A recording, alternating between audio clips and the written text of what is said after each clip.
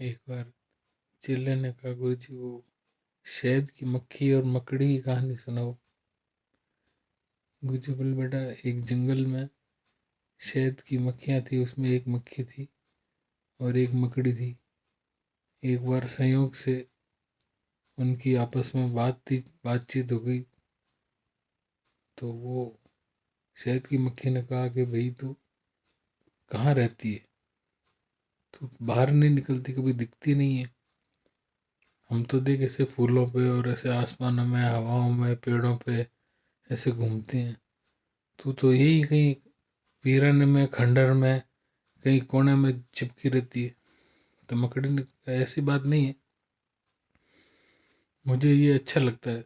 अब तुम तो क्या है, जैसे जाके फूल पे रस चूसते हो, मुझे वो रस पसंद नहीं है।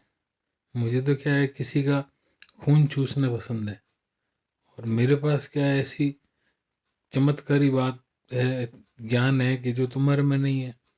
तुम पंख उड़ाते हो, जाते हो, मैं कहीं जाती नहीं हूँ।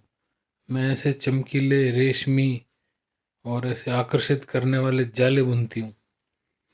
और फिर उसमें ना आते हैं कीड़े मकोड़े और वो फंसते हैं, उनको तड़पते देख के मेरे को खुशी होती है। फिर उसको मैं इतरा के खाती हूँ। ये मेरा एक जीने का तरीका है, एक लाइफ स्टाइल, एक स्टैंडर्ड है।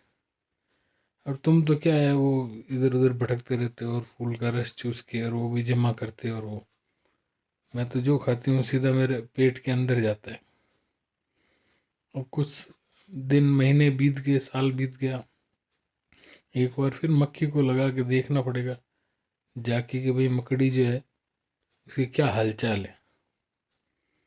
तो वो उसी खंडर में ढूंढते हुए कहीं अंधेरे में कोने में आवाज़ लगाने लगी कि अरे मकड़ी, मकड़ी रानी कहाँ हो, दिख नहीं रही हो।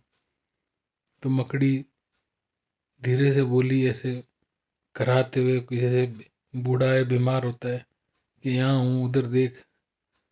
तो शहद की मक्खी ने देखा, करे ये तो मकड़ी, ये तो अपने जाले में ही उल्टी पड़ी है और ऐसे मतलब मरने जैसी हो रही है। तो शहद की मक्खी ने कहा, अरे अरे अरे, तुम इतने स्टैंडर्ड और अपनी हाई लाइफ जीने वाली, हाई सोसाइटी की लाइफ जीने वाली, तुम मतलब ये ऐसे कैसे हाल बना लिया। बोले, बहन क्या है कि अब मुझे पता लगा कि भाई ये जो मैं दूसरों के लिए जाला बुनती थी, अब इसमें फंसना तो बंद हो गए, कीड़े मकोड़े समझदार हो गए। और अब मैं इस जाले के अंदर खुद ही फंस गई हूँ।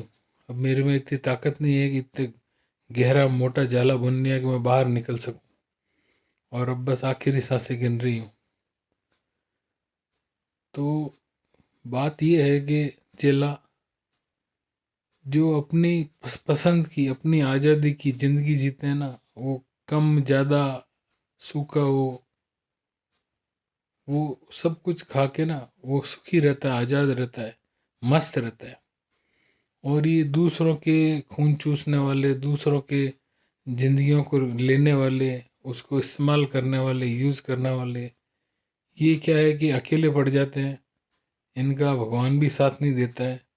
और ये एकदम मुरझा के सूखे फूल की तरह एक दिन अपने ही जाल में, अपने ही जो आसपास जो होते हैं उस सर्कमटेंसेस में ये उलझ पुलझ के मर जाते हैं। तो ये दुनिया है, संसार है, इसको जैसा चाहो जी लो। इसमें सब तरह के जीने के जो ढंग हैं। अब जिसके दिल में सफाई है, प्योरिटी है, जो जानता है कि भाई मैं सच करूँगा तो मुझे सच मिलेगा, तो उनकी ज़िंदगी अच्छी है, विश्राम है, शांति है, आज़ादी है। और जिनको लगता है कि झूठ एक हथियार है, इस हथियार से सच को उल्लू बनाया जा सकता है, बेवकूफ़ बनाया जा सकता है, तो कुछ हद तक, कुछ बार उसके बाद जो उनका अंत होता है ना, वो बहुत बुरा होता है।